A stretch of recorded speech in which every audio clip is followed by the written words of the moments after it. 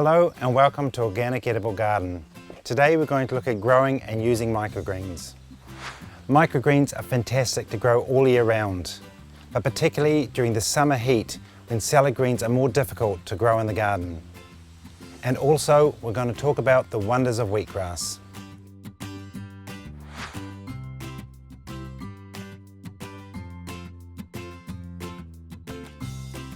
Lettuces ideally grow in the cooler months of autumn and spring, but if you want to grow them during summer, it's best to put them under shade. In summer, lettuces planted in the full sun can dry out. They can then harden and go slightly bitter. Whereas when you're growing microgreens, they're ready in less than a week. They're always tender and fresh and are full of nutrients. You can grow your microgreens in any container, as long as they've got holes down the bottom for good drainage. We're then going to add some good potting mix, which we've laced with some fertiliser of seaweed and rock dust. Unlike sprouts, which are grown in water, microgreens are grown in the soil and they take up all the nutrients that are important for our health. Any simple potting mix is fine to grow your microgreens, but I prefer to add something to it just to give them that boost of minerals and vitamins. Next thing we're going to do is we're going to plant seeds on top of the soil. Again, it's really important that you keep your seeds in the fridge because it aids with the germination. Today we're going to plant some coriander, some cress and some rocket. The cress and rocket take 5 days to grow from seed to this stage, whereas the coriander may take at least a week or 10 days. When buying seeds for microgreens, it's best not to buy by the packet. You can buy microgreen seeds in bulk from seed companies like King Seeds, which makes it a lot more economical. When planting microgreens, you have to plant them fairly thick. Here we're planting some cress,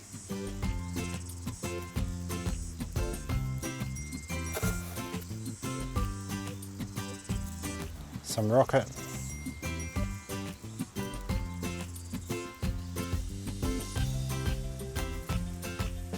and some coriander. Microgreens are not just a trendy garnish. They're packed full of enzyme, nutrients and vitamins, which is so good for us. The next thing we do is we push them into the soil.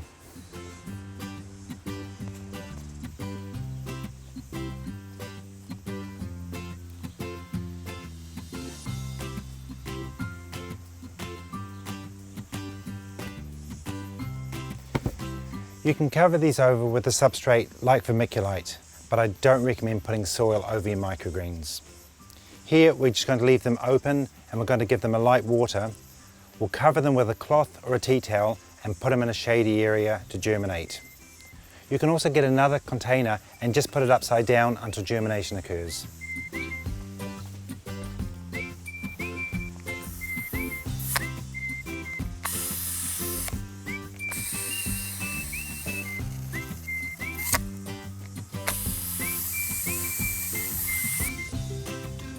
We're then going to cover them with a wet tea towel and check them every day until they're germinated. Hopefully at this time of year with this warmth, within 5 days, the cress and the rocket will look like this. This is what the rocket and cress look like after 2 days.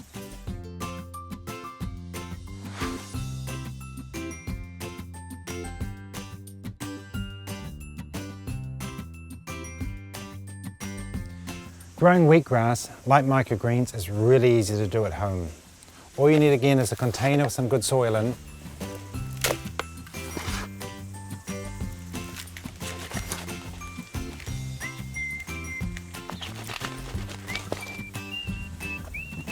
and some wheat, which you can buy in the bulk bin of any organic store. The difference between this and the microgreens is we've got to put it on quite thick.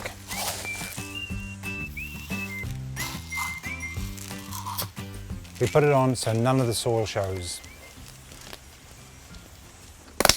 We then give it a good water, put it in a shady place and maybe cover it with a tea towel until it germinates. This will probably take about a week, and then with another week it'll get to the full height and it's ready to be used. When using microgreens in a salad, They're at the most nutritionally dense before they get their first true leaf. The best way to cut your microgreens in the kitchen is with a pair of scissors. So first of all, we're putting in rocket.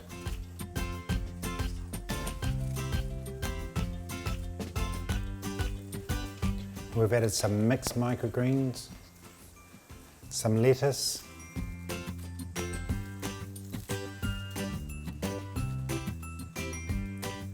some red and green radish for texture and colour, and finally pea shoots.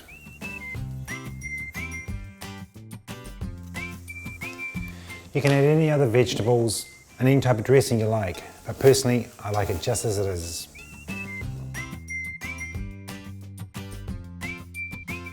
When juicing wheatgrass, it's important to have the right juicer. You want something that masticates the food rather than a centrifugal. It puts too much oxygen in and destroys the enzymes. Here we've got an Oscar, but you can get one of the handheld juicers, or you can put it straight into your magic bullet or your green smoothie. Wheatgrass is one of nature's wonder foods. It's a natural healer and is full of chlorophyll.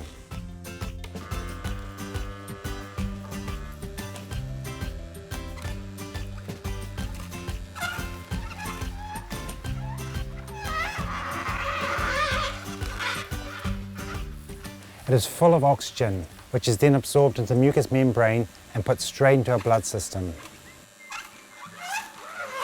It is a great detoxer and will take all of the heavy metals and the toxins in your body and wash them out. Wheatgrass has the ability to absorb 92 of the 115 minerals known to man. So when planted in a good soil, it's going to absorb all those things like iodine and boron and selenium, which our body needs when we juice it. And is one of the best alkalizing food known to man.